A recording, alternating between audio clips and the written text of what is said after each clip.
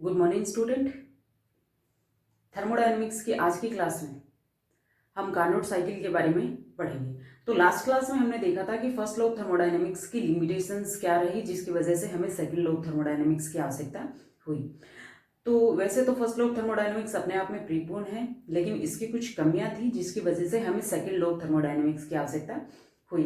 तो ये second law of thermodynamics क्या है, ये मैंने आपको बताया था कि सेकंड लॉ ऑफ थर्मोडायनेमिक्स एक तरह से नेचुरल लॉ है जो ये बताता है कि जो हीट है, टोटल हीट जो है वो वर्क में कन्वर्ट नहीं हो सकती। हालांकि टोटल वर्क हीट में कन्वर्ट हो सकता है, लेकिन टोटल हीट वर्क में कन्वर्ट नहीं हो सकती।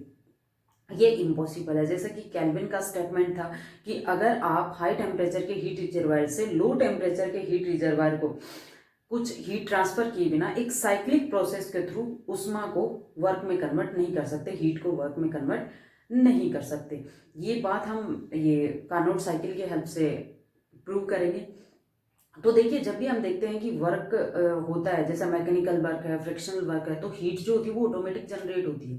यानी कि वर्क का जो हीट में कन्वर्जन है वो स्पॉन्टेनियस होता है, लेकिन हीट का वर्क का हीट में कन्वर्जन स्पॉन्टेनियस होता है, लेकिन हीट का वर्क में कन्वर्जन स्पॉन्टेनियस नहीं होता। यानी अगर अपने को हीट को वर्क में कन्वर्ट करना है तो हमें एक डिवाइस की जरूरत पड़ती है, एक युक्ति की जरूरत पड़ती है, जिसे हम हीट इंजन कहते हैं, उष्मा इंजन कहते हैं। तो ये हीट इंजन क्या होता है? हीट इंजन या उष्मा इंजन का मतलब ये होता है कि वो युक्ति है, वो डिवाइस जो हीट को वर्क में कन्वर्ट करता हो।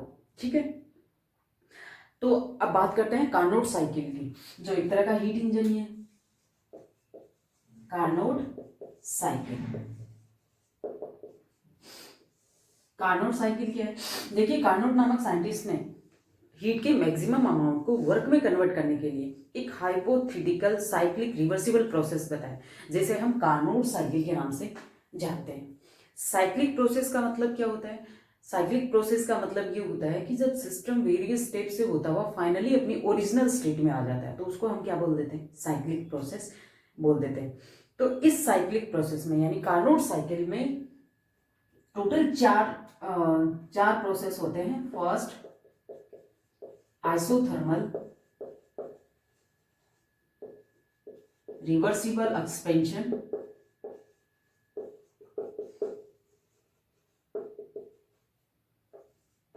एडियाबैटिक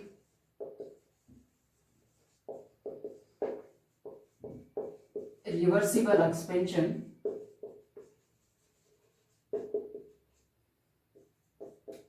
आइसोथर्मल रिवर्सिबल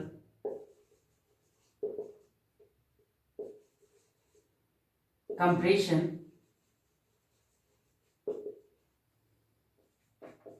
और एडियाबैटिक रिवर्सिबल कंप्रेशन।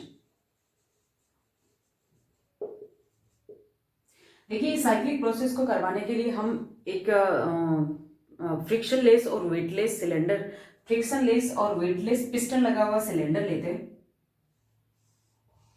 जिसमें 1 मोल आइडियल गैस भरी हुई है।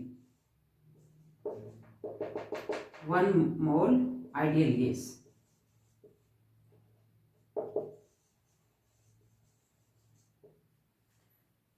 ये दो हीट रिजर्वायर, सोर्स और सिंक के बीच काम करता है। सोर्स और सिंक, माना कि सोर्स का टेम्परेचर T2 है और सिंक का टेम्परेचर क्या है?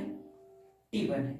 ठीक है, तो फर्स्ट कंडीशन में जब हम आइसोथर्मल रिवर्सिबल एक्सपेंशन करवाते हैं, यानी कि जो गैस सिलेंडर में भरी हुई है उसका आइसोथर्मल रिवर्सिबल एक्सपेंशन कराएंगे, तो बाहर से हीट रिक्वायर्ड होगी, तो बाहर से Q2 हीट देते हैं। ठीक है, यानी कि जब गैस का आइसोथर्मल कंडीशन में एक्सपेंशन करवा रहे हैं तो वर्क करने के लिए हीट रिक्वायर्ड होगी, तो वो हीट क्या होगी? सोर्स से लेगा। ठीक है, यानी मान लीजिए सोर्स से Q2 हीट इसने ली, तो कंडीशन क्या है?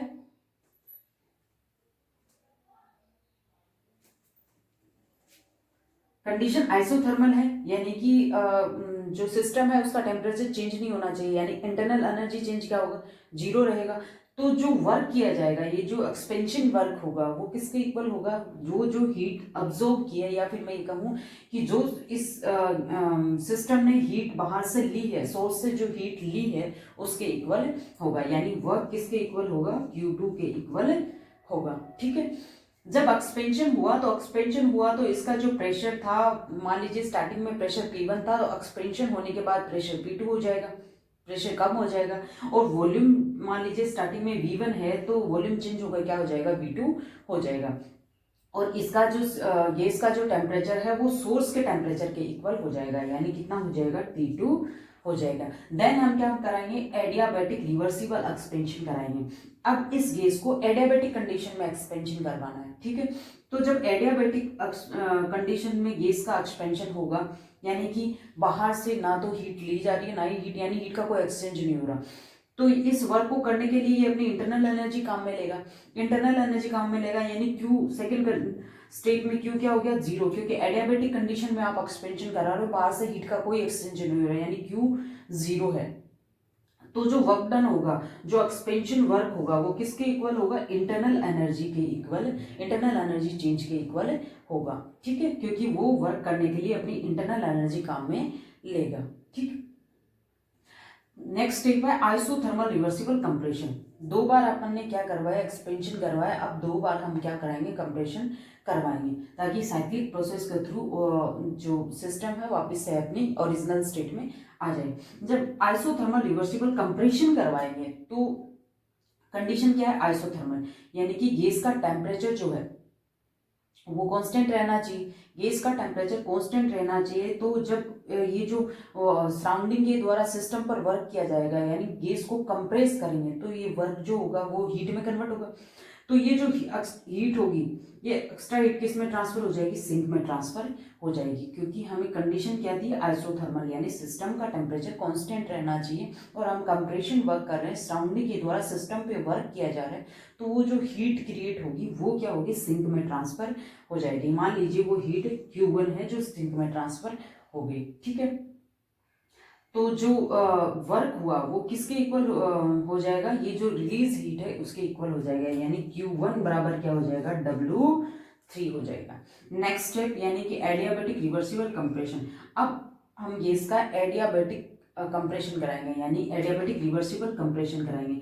जब एडियाबैटिक कंडीशन में आप गैस को कंप्रेस करोगे तो बाहर से हीट का कोई एक्सचेंज नहीं हो रहा, तो जो हीट रिलीज होगी, यानी कि वह कंप्रेशन वर्क करने से जो हीट रिलीज होगी वो जो हीट होगी उसकी वजह से क्या होगा, सिस्टम का टेम्परेचर बढ़ जाएगा, यानी उसकी इंटरनल एनर्जी क्या हो जाएगी, इंक्रीज हो जाएगी। तो जो इंटरनल एनर्जी चेंज होगा वो किसके इक्वल हो जाएगा, इस कंप्रेशन वर्क के इक्वल हो जाएगा। ठीक है, अब इसको पीवी डायग्राम की हेल्प से मैं इसको एक्सप्लेन करती हूँ, और प्रत्येक स्टेप में हम जो वर्क डन हुआ है वो निकाले हैं।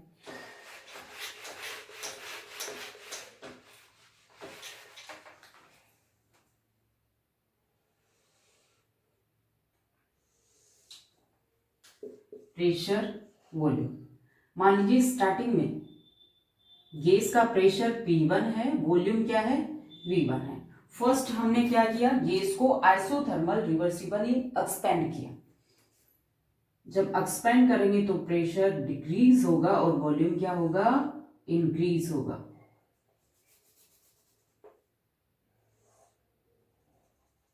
तो प्रेशर हो डिक्रीज होके कितना हो गया, P2, और वॉल्यूम इंक्रीज होके क्या हो गया, V2। जब गैस को आइसोथर्मली हमने एक्सपेंड किया तो बाहर से हीट अब्जॉर्ब की, यानी Q2 हीट ली, जिसकी वजह से जो सिस्टम का टेम्परेचर है वो कितना हो गया, सोर्स की टेम्परेचर के बराबर हो गया, T2। ठीक है, देन हमने क्या किया, एडियाबैटिक एक्सपेंशन कराया।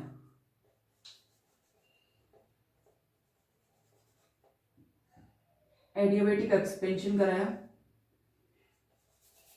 थोड़ा सा स्लोप लेके लेना। एडियाबैटिक एक्सपेंशन कराएंगे तो प्रेशर डिक्रीज होके P2 से क्या हो जाएगा P3 हो जाएगा, वॉल्यूम इंक्रीज होके क्या हो जाएगा V3 हो जाएगा।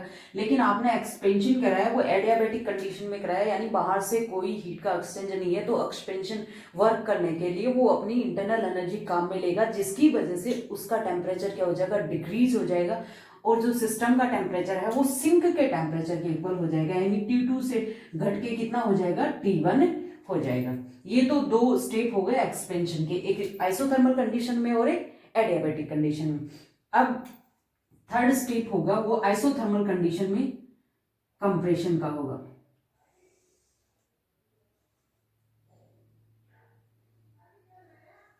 यहां से यहां तक हमने गैस को कंप्रेस किया।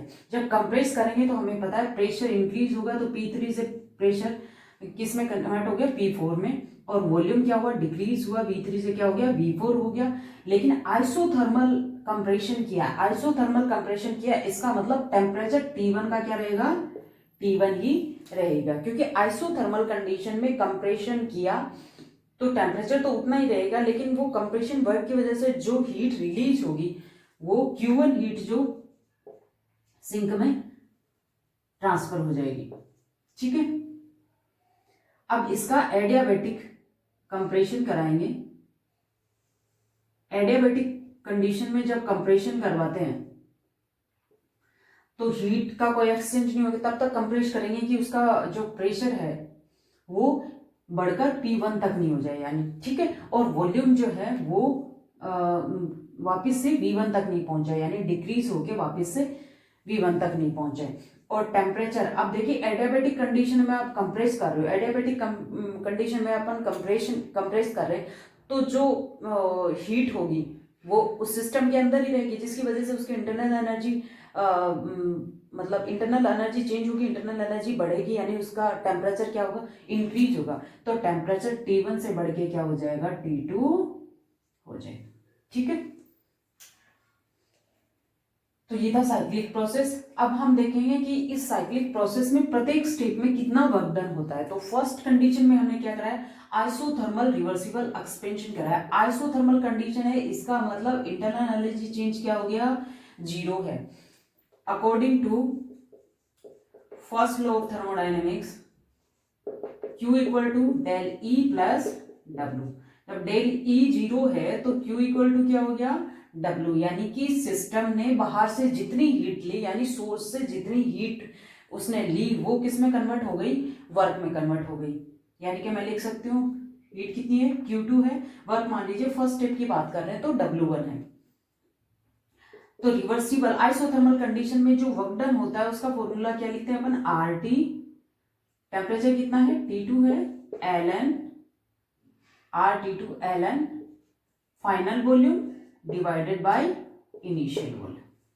ठीक है, तो देखिए वर्क डन जो है वो किसके इक्वल होगा, जो आपने बाहर से जो हीट ली है उसके इक्वल होगा। लेकिन देखिए यहाँ पे एक्सपेंशन वर्क हो रहा है, सिस्टम जो है वो सराउंडिंग पे वर्क कर रहा है, तो बाय डिफॉल्ट हम वर्क को क्या लेते हैं, नेगेटिव लेते हैं, यानी Q2 बराबर क्या लिखेंगे -W1 equal to RT2 ln V2 by V1। यहाँ पे N नहीं लिखा है क्योंकि मैंने क्या कहा स्टार्टिंग में, मैंने ये कहा कि सिलेंडर में 1 मोल गैस भरी हुई है, इसलिए RT2 ln V2 by V1। ये फर्स्ट स्टेप में वर्क डन हो गया। सेकंड स्टेप में बात करूं तो सेकंड स्टेप में क्या किया आपने, पहले आइसोथर्मल एक्सपेंशन किया, फिर एडियाबैटिक एक्सपेंशन किया। 2 बार कंटिन्यू एक्सपेंशन करेंगे, 2 बार कंप्रेशन करेंगे। पहले एक्सपेंशन करेंगे तो आइसोथर्मल और एडियाबैटिक कंडीशन में करेंगे, फिर वही सेम कंप्रेशन करेंगे तो आइसोथर्मल कंडीशन में और एडियाबैटिक कंडीशन में कंप्रेशन करेंगे। तो सेकंड क्या किया, एडियाबैटिक रिवर्सिबल एक्सपेंशन। जब गैस का एडियाबैटिक रिवर्सिबल एक्सपेंशन करते हैं तो चूंकि कंडीशन एडियाबैटिक है, दोस्तों कंडीशन है, तो बाहर से कोई हीट का एक्सचेंज नहीं होगा, तो जब जो एक्सपेंशन वर्क होगा उसके लिए सिस्टम अपनी इंटरनल एनर्जी को काम में लेगा, यानी Q इक्वल टू 0 है तो सिस्टम क्या करेगा, अपनी इंटरनल एनर्जी को काम में लेगा, यानी जो इंटरनल एनर्जी जो होगी वो किसके इक्वल होगी, वर्क डन के। इंटरनल एनर्जी चेंज जो होगा वो किसके इक्वल होगा, वर्क डन के इक्वल होगा। W2। क्योंकि वर्क क्या है, एक्सपेंशन वर्क हो रहा है, यानी सिस्टम सराउंडिंग पे वर्क कर रहा है, तो अपन क्या लिखेंगे माइनस W2 इक्वल टू क्या होगा,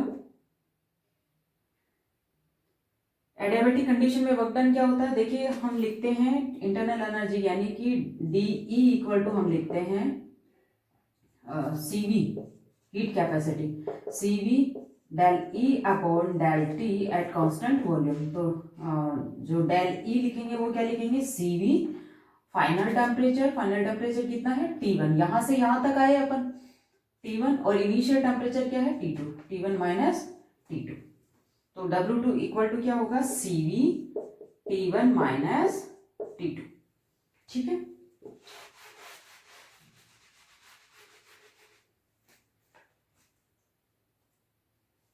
या फिर मैं ये लिखूं माइनस W2, इसको अगर रिवर्स कर दे तो minus CV T2 minus T1 आ जाए। ठीक है, अब हम थर्ड स्टेप की बात करते हैं।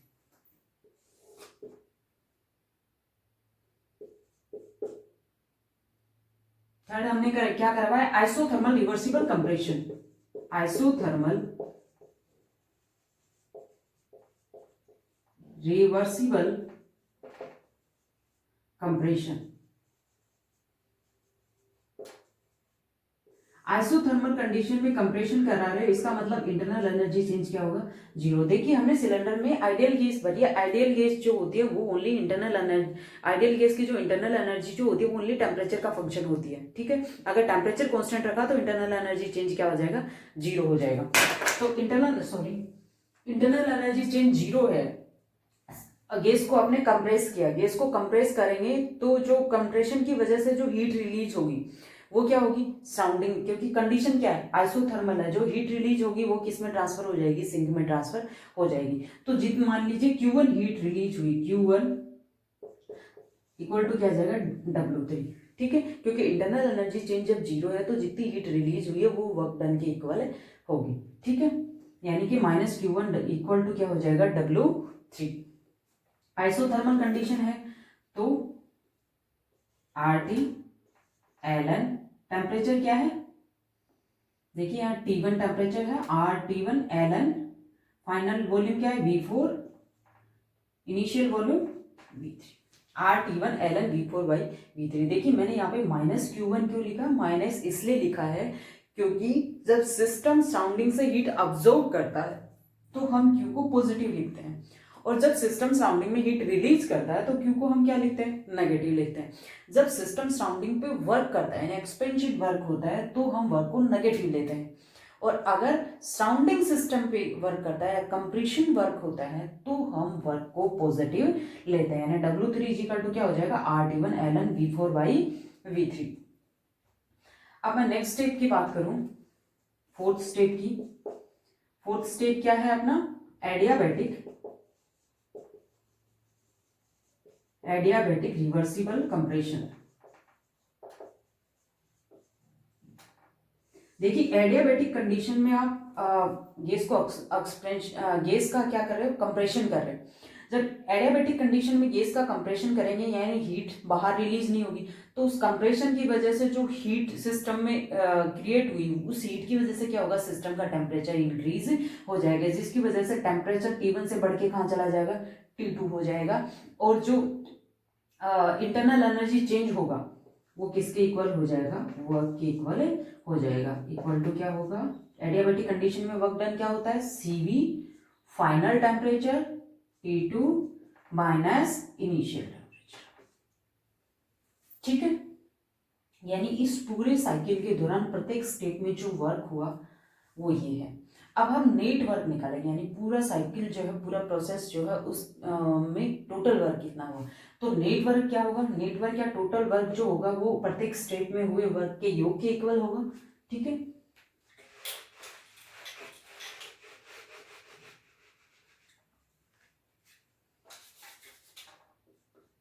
Net work done W is equal to होगा W1 plus W2 plus W3 plus W4। देखिए कई बार ऐसे भी लिखा हो सकता है minus W1 minus W2 plus W3 plus W4 minus W1 minus W2 ऐसा क्यों लिखा? क्योंकि स्टार्टिंग में हमने क्या करवाया, एक्सपेंशन कराया। एक्सपेंशन वर्क को हम क्या लेते हैं, बाय डिफॉल्ट नेगेटिव लेते हैं, और कंप्रेशन वर्क को क्या लेते हैं, पॉजिटिव लेते हैं। तो W इक्वल टू क्या होगा,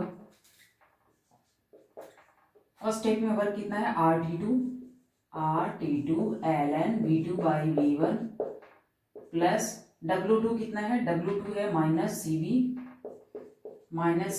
T2 माइनस T1, W3 कितना है, plus RT1 ln V4 by V3, और फोर्थ स्टेप में वर्क डन कितना है, plus CV T2 minus T1।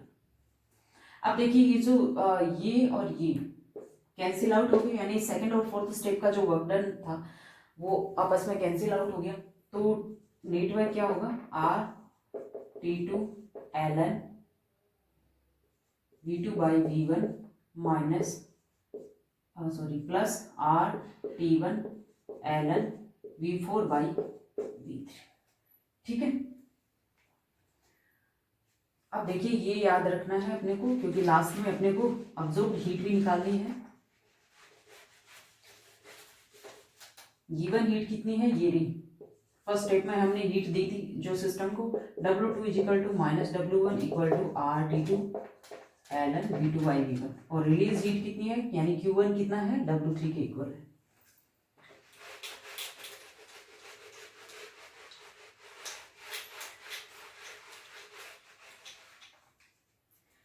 तो नेटवर्क वर्क कितना है, RT2 ln V2 by V1 plus RT1 ln V4 by V3। तो अब देखिए ये जो वॉल्यूम V2 से V3 हो रहा है और V4 से V1 हो रहा है, ये जो कर्व है ये दोनों एडियाबेटिक कर्व है। तो एडियाबेटिक कंडीशन में, फॉर एडियाबेटिक कंडीशन,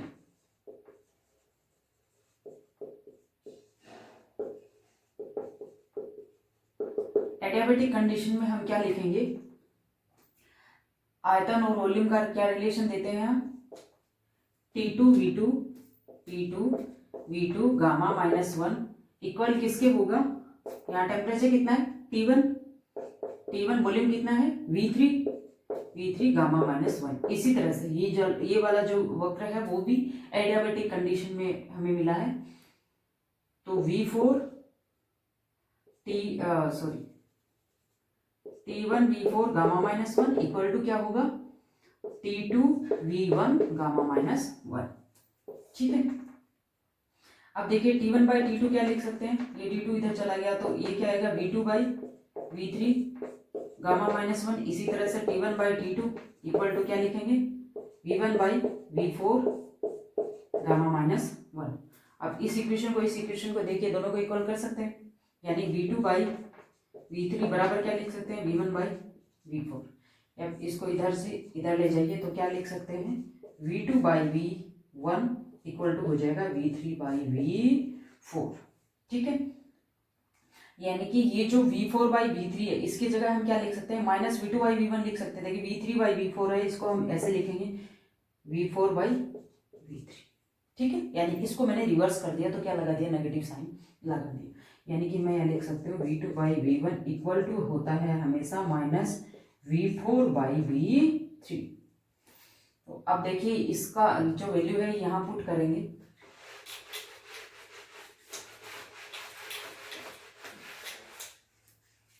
यानी W इजिकल टू होगा RT2 ln V2 by V1 minus, क्योंकि V2 by V1 minus V4 by V3 के इक्वल होता है,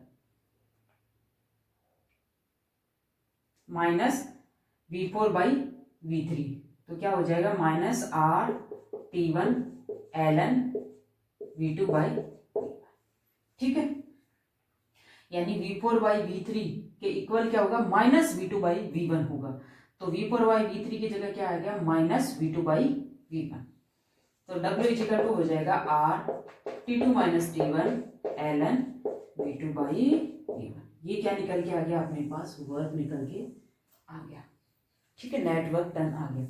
अब हम बात करते हैं कि अब्जॉर्ब्ड हीट की। अब्जॉर्ब्ड हीट यानी सिस्टम ने हीट कितनी अब्जॉर्ब की, इतनी हीट अपन ने दी, इतनी हीट सिस्टम ने बाहर निकाल दी। ठीक है, तो अब्जॉर्ब्ड हीट यानी जितनी हीट सिस्टम ने अब्जॉर्ब की, क्योंकि कुछ Q2 हीट उसको दी अपन ने, Q1 तो उसने बाहर निकाल ली, लेकिन जो उसके अंदर रह गई यानी जो उसने अब्जॉर्ब की, जिसको उसने वर्क में कन्वर्ट किया, वो कितनी होगी? Absorbed heat Q equal to होगा Q2 यानी सिस्टम को जितनी हीट दी माइनस Q1 यानी सिस्टम ने जितनी हीट रिलीज की। तो Q2 क्या है? Q2 का वैल्यू ये है RT2 ln V2 by V1 और माइनस Q1 का वैल्यू ये है, यानी इस माइनस Q1 का वैल्यू क्या है? Plus RT1 ln V4 by V3। ये आ गया। तो ये वाली इक्वेशन और ये वाली इक्वेशन बिल्कुल सेम है, यानी ऑब्जर्व्ड हीट क्या आएगी?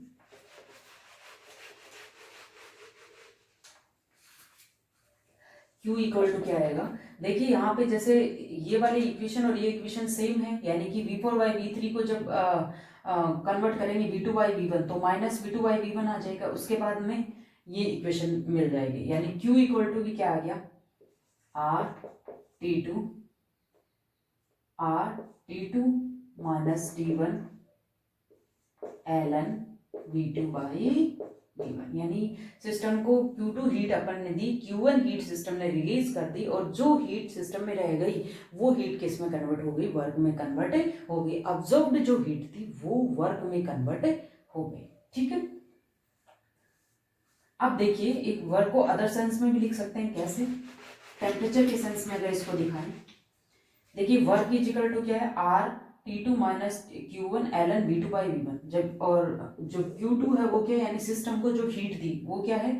RT2 ln V2 by V1। तो अपन क्या लिख सकते हैं? W। ये दोनों इक्वेशन को अगर कंपेयर करें तो क्या लिख सकते हैं? W is equal to Q2 into T2 minus T1 divided by T2। ऐसा क्यों लिखा मैंने? देखिए Q2 का वैल्यू क्या है? RT2 ln V2 by V1, यानी RT2 ln V2 by V1 into क्या है? T2 minus T1 divided by T2। T2 से T2 कैंसिल हो गया, क्या आया? क्या आएगा? T2 minus T1 ln V2 by V1। ये सेम है दोनों। ठीक है, यानी कि W इज इक्वल टू क्या आएगा? W इज इक्वल टू हो गया Q2 into T2 minus T1 divided by T2। ठीक है, तो ये था आपका कार्नोट साइकिल। अब हम बात करते हैं कि ये जो हीट इंजन है इसकी एफिशिएंसी से क्या मतलब है।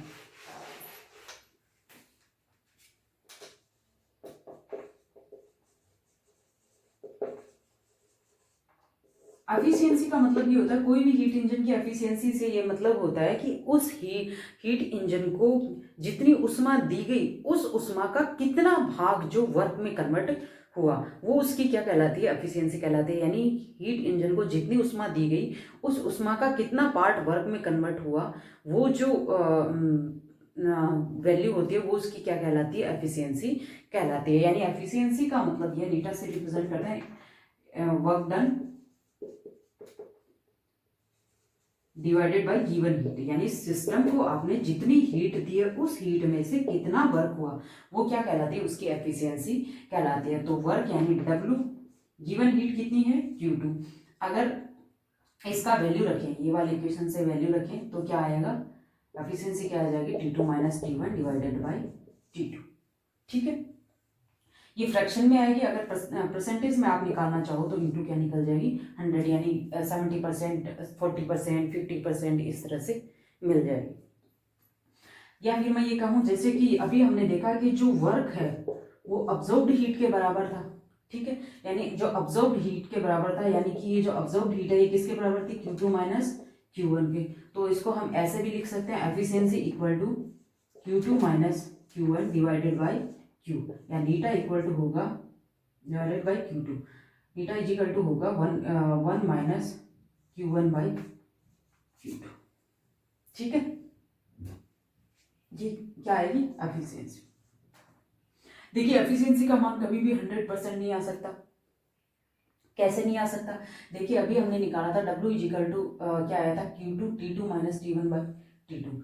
देखिए ये वैल्यू हमेशा 1 से कम आएगी, यानी T2 minus T1 divided by T2 जो होगा वो ऑलवेज 1 से कम होगा। क्यों होगा? क्योंकि जो अपन ने हीट सोर्स से ली है उसका कुछ अमाउंट हमने सिंक में ट्रांसफर कर दिया है, यानी कि एक ये तभी आ सकता है जब T1 क्या हो 0, यानी कि जितनी हीट आपने सोर्स से ली उसको टोटली वर्क में कन्वर्ट कर दिया, सिंक को ट्रांसफर ही नहीं करी।